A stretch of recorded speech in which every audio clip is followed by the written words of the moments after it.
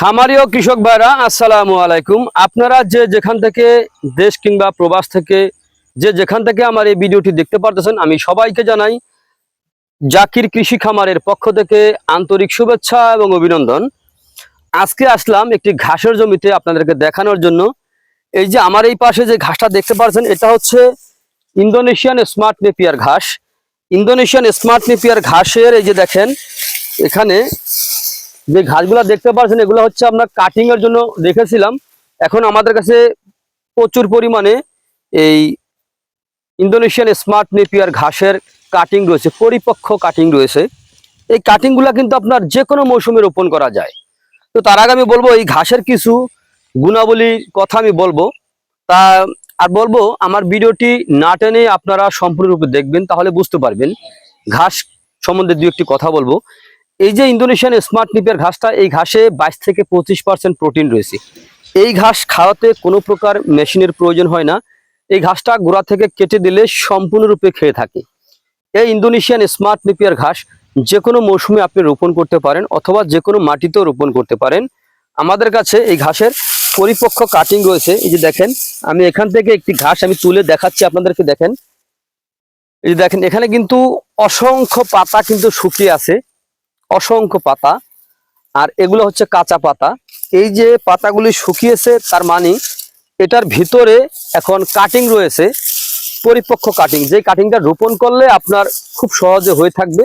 আর এই যে দেখেন যে শুকনো পাতাটা, এই শুকনো পাতাটা কিন্তু আপনার গরু ছাগল উভয় প্রাণী কিন্তু খেয়ে থাকে। এই শুকনো পাতাটা, এই শুকনো পাতাটা কিন্তু ধানের খ্যার হয়, খ্যারের মতো কিন্তু খেয়ে থাকে। আর এই যে দেখেন সেই ঘাসের পুরা কাণ্ডটা দেখেন। এই যে এখন এখানে কিন্তু দেখা যাচ্ছে না যে এই ঘাসটা কিরকম, গিটগুলা কিরকম বা কি। এই দেখেন, আমি একটু পরিষ্কার করে দেখাচ্ছি। আর এগুলা কিন্তু শিকড়, এই দেখেন শিকড়, এই দেখেন সবগুলা কিন্তু শিকড়। এই দেখেন সবগুলা কিন্তু শিকড়, এতভাবে শিকড় হয়েছে। আর এই গিটগুলা দেখেন একেবারে কাছাকাছি, এই মাঝখানে একটি আঙ্গুল রাখার মতো জায়গা, এরকম সবগুলা কিন্তু কাছাকাছি। আর মনে হচ্ছে যে এই ঘাসের প্রত্যেকটা গিটের ভিতরে যে অঙ্কুরগুলাই দেখেন, এই দেখেন গোড়ার দিকের অঙ্কুরগুলাকে বেশি ভাসাভাস হয়ে গেছে। দেখেন, এই দেখেন অঙ্কুর, এই অঙ্কুর অথবা করি যেটাই বলেন না কেন, এগুলা থেকে আপনার নতুন করে চারা গজাবে। আর এখন দেখা যায় এই কাটিং গুলো অনেক শক্ত মনে হচ্ছে। দেখেন কাটিং গুলা কিরকম শক্ত, দেখেন একেবারে নরম। জাস্ট এতটুকু কাটিং যদি রোপণ করেন, তাহলে এত বড় বড় ঝোপা ঘাস আপনার জমিতে হবে। এই ঘাসটা কিন্তু খুবই ভালো মানের, উন্নত জাতের, উন্নত মানের ঘাস। এই ঘাসটা যদি আপনি দুগ্ধ জাতীয় গাভীকে খাওয়ান, তাহলে দুধ বৃদ্ধি হবে। আর ষাঁড় গরুর খাওয়ালে মাংস বৃদ্ধি হবে। এটা আপনার যে কোনো মৌসুমে রোপণ করতে পারেন। তার আগে আমি একটি কথা বলবো, এই ঘাসের কোথাও থেকে আপনারা বিচি নেবেন না। বিচি কিনলে আপনারা ধরা খাবেন। দেখেন এই ঘাসটা কিন্তু অনেক বড় হয়েছে। ঘাসটার বয়স প্রায় 8 মাস, 8 মাস প্লাস হবে। কিন্তু এখন দেখা যায় এই ঘাসটা কিন্তু আপনার এতটুকু হয়েছে। এর কারণ হচ্ছে ভাই, আমরা এখানে কোনো সার দেই নেই।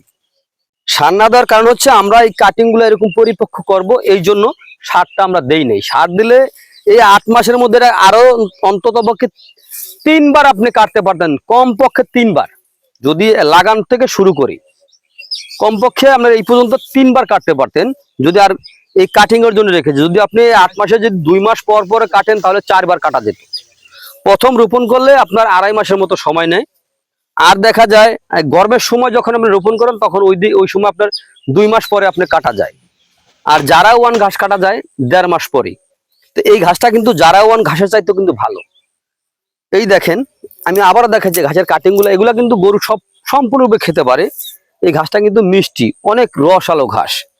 তো আমি বলবো, আপনারা যদি গরু অথবা ছাগলের খামার করতে চান, যদি আপনারা ইন্দোনেশিয়ান স্মার্ট নেপিয়ার ঘাসের পরিপক্ক কাটিং সংগ্রহ করতে চান, তাহলে আমার স্ক্রিনে দেওয়া নাম্বারে যোগাযোগ করবেন। এই নাম্বারে ইমো আছে, হোয়াটসঅ্যাপ আছে, চাইলে সরাসরি দেখে তারপরে এই ঘাসের কাটিং সংগ্রহ করতে পারেন। তো প্রিয় দর্শক, আপনারা যেখান থেকে আমার এই ভিডিওটি দেখতে পারছেন, তো আপনারা সকলে ভালো থাকবেন, সুস্থ থাকবেন। আল্লাহ হাফেজ।